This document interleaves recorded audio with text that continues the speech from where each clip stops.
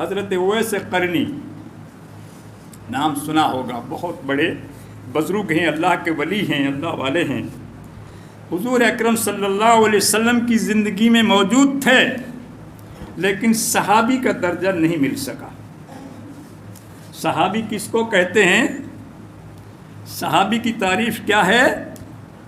صحابی اس کو کہتے ہیں جس نے اپنی زندگی میں اللہ کے نبی سے کی صحبت اختیار کی ہو، ان کو دیکھا ہو، اللہ کے نبی سے ملاقات کر لی ہو۔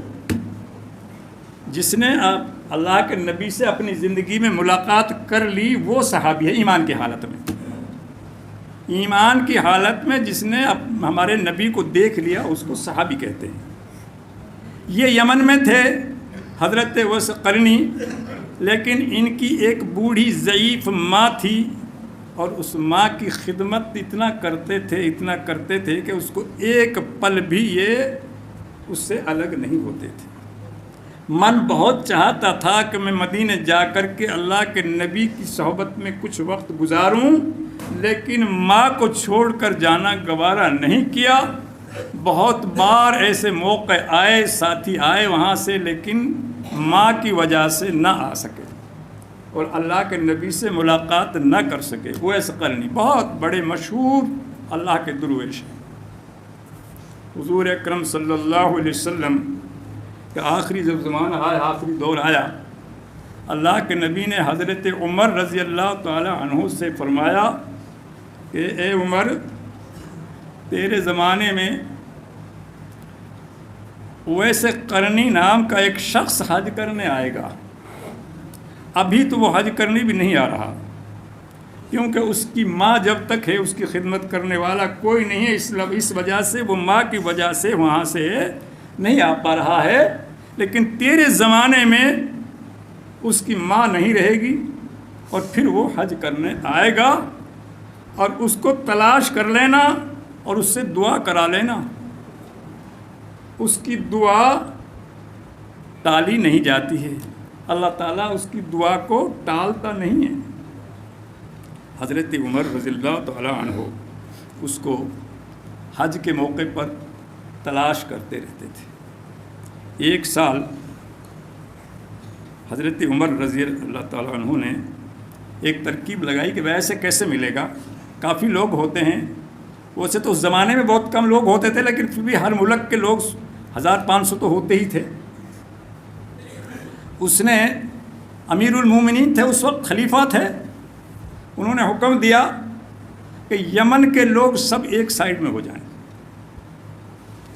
یمن کے لوگوں کو سب کو ایک طرف کر دیا، ایک طرف ہو گئے۔ اس کے بعد پھر کہا کہ قرن ایک علاقہ ہے وہاں، قرنی کہتے ہیں، حضرت اویس قرنی کو قرنی اس لیے کہتے ہیں، قرن ایک علاقے کا نام ہے، کہ قرن کے لوگ ایک سائیڈ ہو جائیں، باقی بیٹھے رہیں، وہ کھڑے ہو کے ایک طرف ہو جائیں۔ قرن کے جتنے لوگ تھے، تھوڑے بہت جتنے بھی تھے، وہ سب ایک طرف ہو گئے۔ ان کے پاس گئے اور کہا کہ بھائی تم لوگ قرن کے رہنے والے ہو؟ کہ ہاں جی ہم قرن کے رہنے والے ہیں۔ کہ اویس قرنی کو جانتے ہو؟ کہ ہاں اویس قرنی کو جانتے ہیں۔ وہ ہے آیا ہے حج کرنے؟ کہاں آیا ہے؟ کہاں ہے؟ کہ جی اس وقت تو وہ اپنا اونٹ چرانے جنگل میں گیا۔ حضرت عمر رضی اللہ تعالی عنہ اس کے پاس جنگل میں ہی پہنچے اور جنگل میں پہنچ کر کے اس سے کہا کہ اللہ کے بندے، میں عمر ہوں اور مجھے اللہ کے نبی نے آپ سے دعا کے لیے کہا ہے، میرے لیے دعا کر دیجیے۔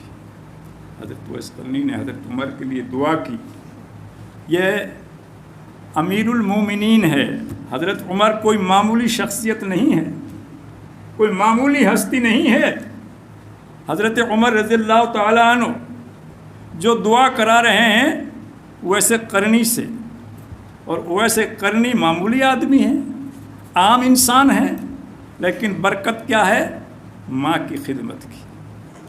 اللہ کے نبی صلی اللہ علیہ وسلم فرماتے ہیں کہ جب جنت میں جنتیوں کا اور دوزخ کے لیے دوزخیوں کا جب اعلان ہوگا تو سارے لوگ جو جنت میں داخل ہوں گے سب جا رہے ہوں گے، نبی بھی جا رہے ہوں گے، صحابہ بھی جا رہے ہوں گے، صلحاء بھی جا رہے ہوں گے.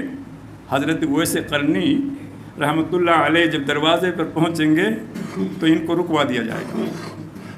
فرشتوں تو کہا جائے گا کہ اویس قرنی کو روک دو. گھبرا جائیں گے، بالکل ہوش باختہ ہو جائیں گے کہ کیا ہوا، مجھے جنت سے کس وجہ سے، کون سا میرا ایسا عمل خراب ہو گیا جس کی وجہ سے مجھے جنت میں جانے سے روک دیا گیا. اویس قرنی کہیں گے فرشتوں سے کہ اللہ تعالیٰ نے مجھے جنت میں جانے سے کیوں روک دیا ہے؟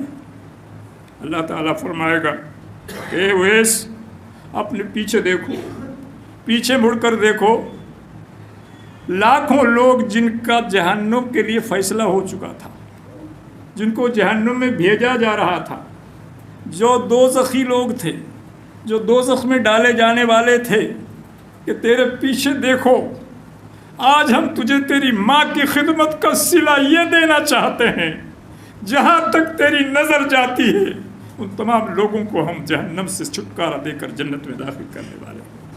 یہ مرتبہ ہے ماں کی خدمت کا. جن کو اللہ تعالیٰ نے ماں عطا کر رکھی ہے، جن کو نوجوانوں کو اپنی زندگی میں ماں مل گئی اور وہ جنت حاصل نہ کرے، ان سے بدبخت کوئی ہو ہی نہیں سکتا. وہ سب سے زیادہ بدبخت ہے کہ زندگی میں ماں کی دولت ملے اور پھر وہ جنت حاصل نہ کر سکے. اور جس نے ماں کی بے حرمتی کر دی، ماں کی بے عزتی کر دی، ماں کی خدمت نہیں کی، یاد رکھو اللہ کا فرمان ہے، اللہ کے نبی کا فرمان ہے کہ اس کو اس دنیا میں بھی ذلت کا سامنا کرنا پڑے گا اور آخرت میں تو عذاب الگ سے ہوگا. بہت سے گناہ ایسے ہیں جن کی کوئی سزا دنیا میں نہیں ملتی، صرف آخرت میں سزا ملتی ہے. لیکن ماں کی جو بے حرمتی کا، بے عزتی کا جو معاملہ ہے یہ بڑا خطرناک ہے. اس کی سزا دنیا میں بھی ملتی ہے اور پھر آخرت میں بھی ملے گی. اللہ تبارک و تعالی ہمیں اپنے ماں باپ کی خدمت کرنے کی توفیق عطا فرمائے. ماں باپ کے تعلق سے بہت سارے واقعات ہیں، صحابہ کرام کے زمانے کے، انبیاء کرام کے زمانے کے، آج کے اس دور کے بھی بہت کچھ یاد بھی ہیں، لیکن بیان کرنے کے لیے بہت کچھ وقت چاہیے. اس آدھے گھنٹے میں وہ بیان نہیں ہو سکتے. اللہ تعالیٰ نے زندگی بخشی اور ہم اور آپ زندہ رکھے. انشاءاللہ آئندہ پھر کوئی موقع پر کسی مجلس میں پھر بتائیں گے آپ کو کہ ماں باپ کی عزت کا صلہ اور بدلہ اور ان کی جو ہے جزا اور ان کا ثواب اور ان کے درجات کیا کیا ہوتے ہیں. اللہ تعالیٰ نیک عمل کرنے کی توفیق عطا فرمائے. سبحانک اللہم و بحمدک استغفر اللہ.